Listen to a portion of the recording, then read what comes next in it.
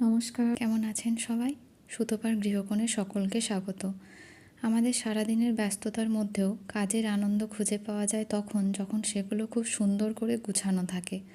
সামান্য একটু রুটিন মেনে চলা, সারাদিনে কোন কাজের পেছনে কতটা সময় দেব, একটু ঘড়ি দেখে চলা, এগুলো আমাদেরকে সেটা বলা থেকে বাঁচায়, যাহ, সময়ই পেলাম না একটু বেরোনোর, বা কবে থেকে যে একটু বসে মুভি দেখিনি।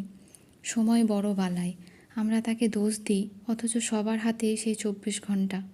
তারই মধ্যে সবাই সব সামলাচ্ছে, কিন্তু অনেকেরই হচ্ছে না দিনের শেষে একটা শান্তির ঘুম। চলুন দেখে নিন আমি কিভাবে বাড়ির কাজ দক্ষতার সাথে শেষ করি। তার আগে বলি, যারা এই ভিডিওটি ক্লিক করে দেখছেন তাদেরকে পজ বা স্কিপ না করে শেষ পর্যন্ত দেখার অনুরোধ রইল। আশা করি নতুন সংসারী মানুষের অনেক কাজে লাগবে। Wake up early. আমরা সবাই সেই লাইনটা জানি, early to bed early to rise makes a man healthy wealthy and wise. এখন এই ভিডিওটা আমার পরিচিত যারা দেখছে তারা প্রত্যেকেই খানিকটা অবাক হবে, কারণ তারা নিজে আমার এই পরিবর্তনটা লক্ষ্য করেছে। একটা সময় ছিল যখন 1000টা অ্যালার্ম সেট করেও আমি উঠতে পারতাম না, কিন্তু কথায় আছে না, ঠেলার নাম বাবাজি। ভোর 5টার এদিক থেকে ওদিক সময় একটু নড়বড় হলেই দেখেছি পুরো দিনটার কাজই বড্ড এলোমেলো হয়ে যায়। তাই আমি যখন পেরেছি আপনারাও পারবেন, শুধু থাকতে হবে ভালো থাকার মতন সৎ উদ্দেশ্য। মিল প্রিপারেশন বিফোর ওয়ান ডে। আমার সকালে উঠেই প্রথম যেটা কাজ সেটা হলো রান্না। আগের দিন রাতে পরের দিন কি রান্না হবে সেটা আমি আগে কেটে ধুয়ে রাখি। সবজি কেটে মশলাটা ফ্রিজে স্টোর রাখলে দেখবেন রান্নার চাপ অনেকটা কম হয়ে যায়। একটা মানসিক প্রস্তুতি থাকাও খুব প্রয়োজন, নতুবা রান্নাঘরে ঢোকার পর প্রতিদিন কি রান্না করব এই ভাবতে ভাবতে অর্ধেকটা সময় চলে যাবে, আপনি বুঝতেও পারবেন না। মাল্টিটাস্কিং।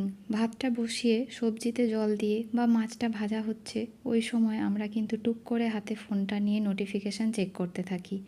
ওই সময় কিন্তু আমরা রান্নাঘরের অন্য অনেক কাজ, যেমন ফাঁকা কৌটোটি ভর্তি করে নেওয়া, ধোয়া বাসন নিজের নিজের জায়গায় তুলে রাখা, জলের বোতলটা ভরে রাখা, এগুলোর জন্য আলাদা সময় দিতে হয় না, একই সময়ে অনেক কাজ হয়ে যায়। Instant work. কিছু কাজ আমরা পরে করব বলে ফেলে রাখি, যেখানে সেই কাজের জন্য বড়জোর সময় ব্যয় হয় 1 মিনিট থেকে 2 মিনিট। যেমন ধরুন, চিরুনিটা ব্যবহারের পর আবার ড্রয়ারে রাখা, জুতোটা জুতোর জায়গায় রাখা, যেগুলো কাচতে হবে সেগুলিকে ওয়াশিং মেশিনে ডাইরেক্ট রেখে দেওয়া, বা আপনি যে বালতিতে কাচেন সেটাতে জমা করা, এতে বাড়ি অনেক বেশি পরিষ্কার থাকে। Take help if you need. একটা পরিবার একার হয় না, পরিবারে আমি আপনি ছাড়াও আরও সদস্য থাকে। সব কাজ আমি একা করব, আমি পারবো মুখে বলে আপনি মনে মনে ভাবছেন কেউ নিজে থেকে একটুও সাহায্য করলো না আমায়, তবে দোষটা কিন্তু আপনারই।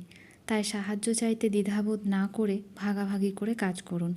পরিবারের ছোটদেরও শিখতে দিন কিছু জিনিস, যেমন নিজের খাবার প্লেটটা বেসিনে দেওয়া, বিস্কুট চিপস বা চকলেটের প্যাকেটটা ডাস্টবিনে ফেলে দেওয়া।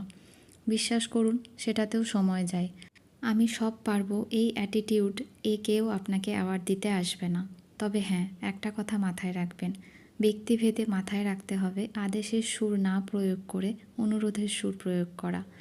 এবার হতে পারে আপনার অনুরোধ রাখতে কারোর কিচ্ছু যায় আসে না, তো ছেড়ে দিন, কাজটা যদি তখনই প্রয়োজন হয় নিজে করে নিন, আর না পারলে পরের দিনের কাজের লিস্টে যোগ করুন।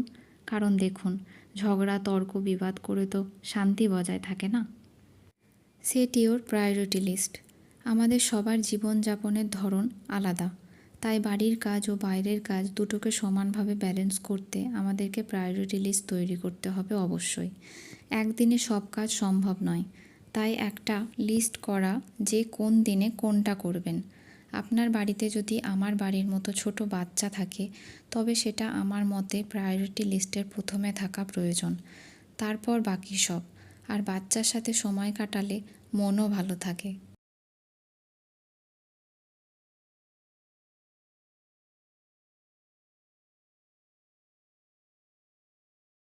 Cloth organisation in different place in different members.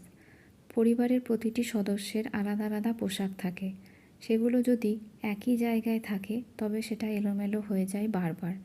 আবার প্রতিটি সদস্যের ভিন্ন ভিন্ন আলমারি বা ওয়ার্ড্রপ থাকাও সবার পক্ষে সম্ভব নয় সব সময়। তারা একই জায়গায় ভিন্ন ভিন্ন বক্স করে রাখতে পারেন, আর যাদের রাখার মতো সামর্থ্য আছে তারা অবশ্যই প্রতিটি সদস্যের আলাদা আলাদা জায়গা বরাদ্দ করুন জামাকাপড় রাখার জন্য। দেখবেন এটা কোথায় সেটা কোথায় এই সব উড়ন্ত ভেসে আসা প্রশ্ন থেকে মুক্তি পাবেন। আজ তবে এই পর্যন্তই।